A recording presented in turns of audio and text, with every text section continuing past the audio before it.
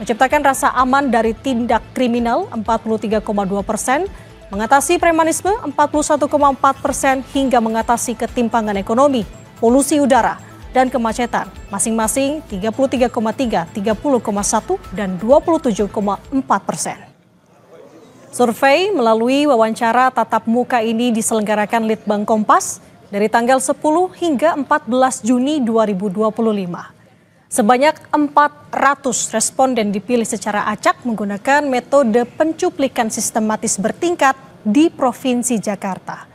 Dengan tingkat kepercayaan 95%, margin of error penelitian plus minus 4,9%. Survei dibiayai sepenuhnya oleh Harian Kompas, PT Kompas Media Nusantara.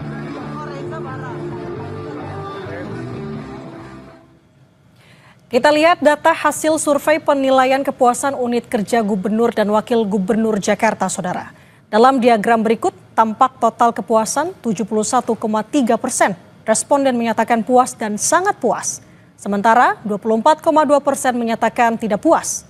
2% sangat tidak puas dan 2,4% tidak tahu atau tidak menjawab. Survei Litbang Kompas juga merilis penilaian kepuasan kinerja di berbagai bidang untuk kinerja gubernur dan wakil gubernur Jakarta.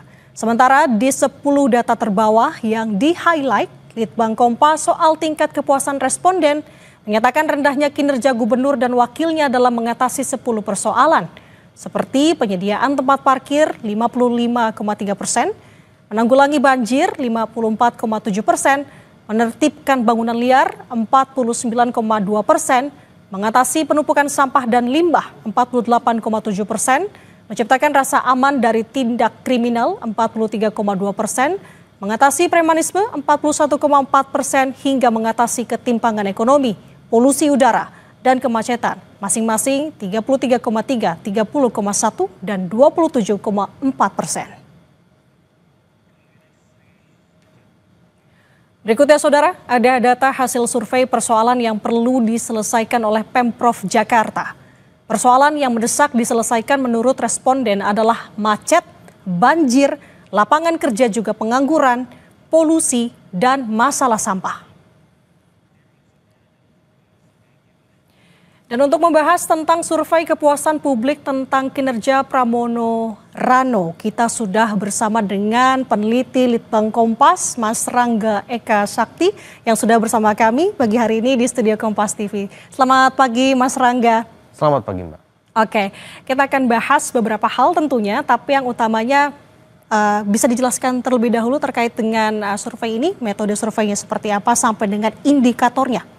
Oke, jadi kita melakukan survei kemarin tanggal 10 sampai 14 Juni ya. Responnya ada 400, tadi margin error sekitar 4,9%. Kita di sini melihat beberapa indikator ya. Yang pertama adalah kita melihat secara umum masyarakat puas atau tidak dengan, ini kan sekitar 100 hari ya kinerja Pak Pramono dan Rano begitu ya. Dari situ kita breakdown lagi kira-kira per unitnya. Jadi gubernur dan wakil gubernur kita lihat masing-masing kira-kira tingkat kepuasan dan juga citranya seperti apa.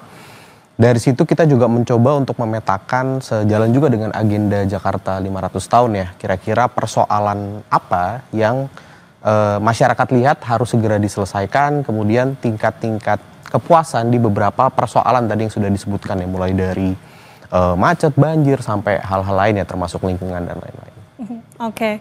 Dan tadi kalau kita lihat juga ada responden yang masih belum bisa menjawab atau tidak menjawab begitu. Kenapa? Apa indikator ataupun penyebab? Ya, jadi memang kita kan juga secara ini kita menanyakan secara bebas ya ke masyarakat kira-kira pendapat mereka seperti apa. Ya memang dalam survei umumnya ada sekian persen dari masyarakat yang mungkin masih perlu pertimbangan atau masih mikir-mikir kira-kira posisinya ada di mana. Tapi dari sini kan sebetulnya kita bisa lihat selama sekitar 3 bulan atau 100 hari berjalan pemerintahan, apresiasi publik terhadap Pak Pramono dan Rano itu relatif sudah cukup baik ya, di atas 70% begitu.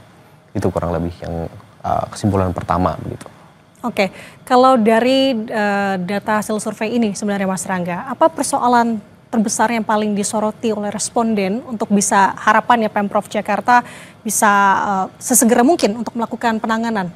Ya, tadi kalau kita lihat ini kan dari dua sisi ya, dari masyarakat. Pertama kira-kira tingkat kepuasannya seperti apa dalam beberapa indikator, dan kira-kira persoalan apa yang paling urgent untuk segera diselesaikan oleh pemerintah provinsi begitu.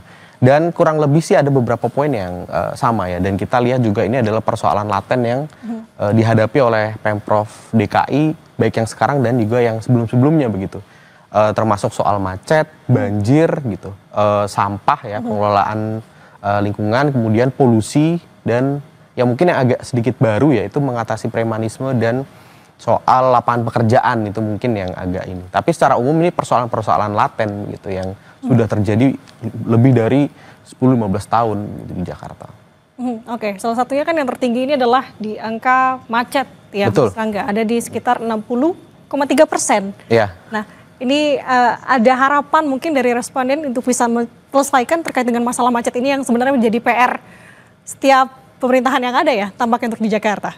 Ya betul, kalau kita lihat kan sebetulnya pemerintahan Pak Pramono Rano itu cukup mendekati persoalan ini ya dari 100 harian kerja, dengan pendekatannya adalah mendorong semakin keterbukaannya akses transportasi umum, terutama ke daerah-daerah satelit di Jakarta. Nah, mungkin memang perlu waktu yang tidak sebentar ya, harapannya sih mungkin 5 tahun, cuman saya rasa sih mungkin lebih panjang lagi untuk bisa mengurai persoalan kemacetan.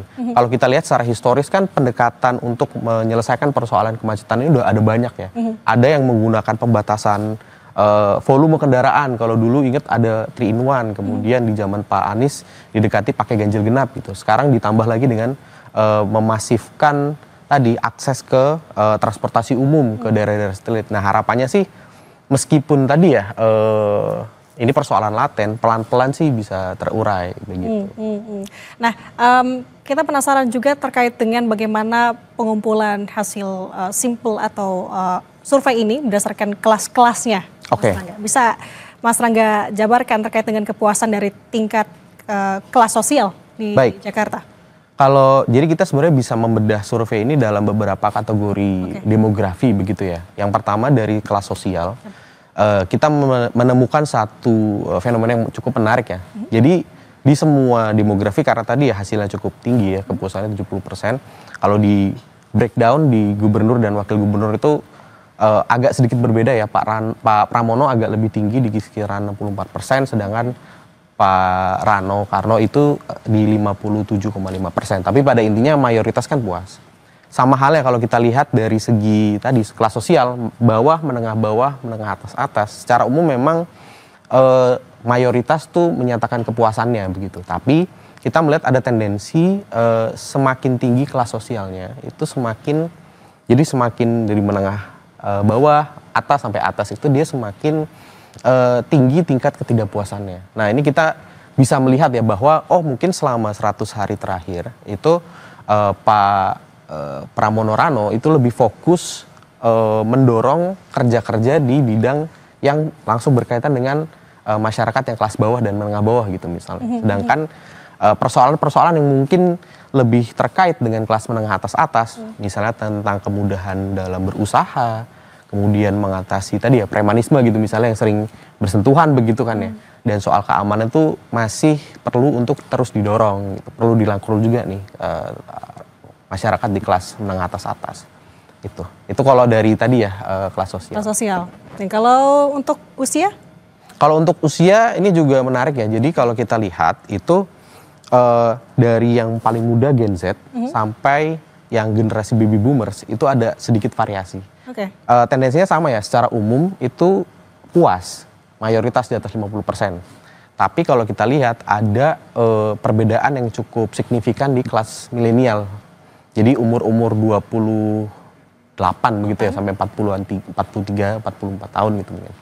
Nah, di situ tingkat ketidakpuasannya itu di atas 30%-an, 33, 34 gitu. Nah, di situ kelihatan bahwa persoalan-persoalan yang memang dirasakan oleh orang-orang yang seumuran itu ya, termasuk kemacetan, kan mereka kebanyakan sudah berkarir begitu ya, mereka sudah soal lapangan pekerjaan, soal polusi itu mungkin lebih dirasakan oleh mereka begitu, sehingga tingkat resistensinya relatif lebih tinggi dibandingkan dengan umur yang lain gitu. Oke, dari Dari hasil-hasil yang tadi Mas Rangga sampaikan begitu ya Mas, bagaimana sih sebenarnya untuk bisa menguji validitas dari hasil survei ini sendiri?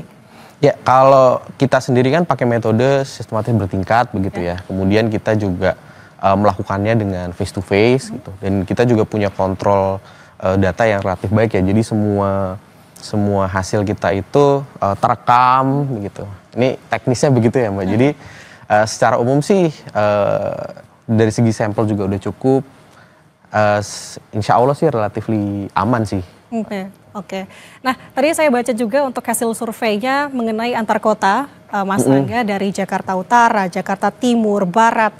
Ini semua ada. Jakarta Pusat bahkan tertinggi terkait dengan persoalan yang diselesaikan oleh Pemprov Jakarta. Tapi ada satu daerah, ada satu wilayah, Jakarta Selatan. Ini tidak ada, Mas Rangga. Kenapa?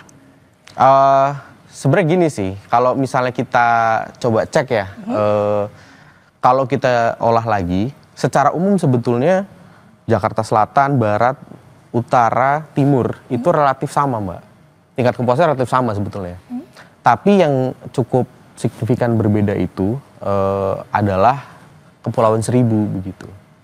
Di situ tingkat ketidakpuasannya relatif lebih tinggi begitu ya, karena ada beberapa persoalan yang tidak dirasakan oleh masyarakat lain gitu, yang di mainland Jakarta begitu ya. Dan ini saya rasa juga persoalan yang sudah berlangsung semenjak mungkin beberapa periode sebelumnya juga begitu ya. Termasuk soal akses, kemudian air dan lain-lain. Oke, berarti apa yang menjadi fokus sebenarnya oleh warga di Kepulauan Seribu?